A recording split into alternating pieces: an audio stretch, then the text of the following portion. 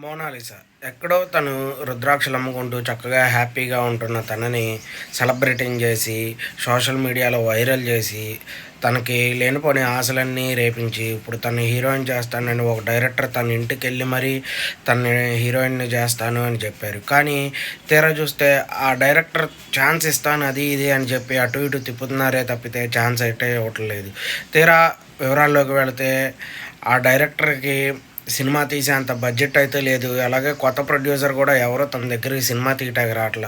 కానీ మోనాలిసాతో మాత్రం నేను హీరోయిన్‌గా పెట్టి సినిమా తీస్తానని చెప్పి తన్ని తిప్పుతూ ఉన్నారు. ప్రెజెంట్ అయితే ఇది ఇప్పుడు వైరల్ అవుతూ ఉంది. మరి మోనాలిసా ఏం చేస్తుంది అని అందరూ ఆలోచిస్తున్నారు. రీసెంట్‌గా తను కేరళలో ఒక షాప్ ఓపెనింగ్ కూడా వచ్చింది. దాని గురించి మనం ఆల్రెడీ వీడియో అయితే చేసాం.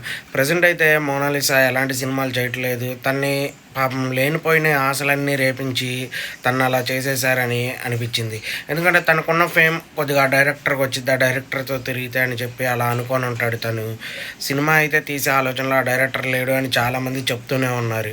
అయితే ఇప్పుడు ఆ డైరెక్టర్ కూడా దీని గురించి ఏం మాట్లాడకపోవడంతో అంతా మొదటికొచ్చేసింది అని అందరూ అనుకుంటున్నారు.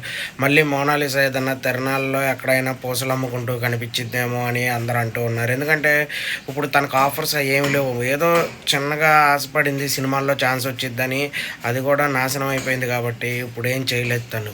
చూద్దాం మరి ఏం జరుగుతుందని.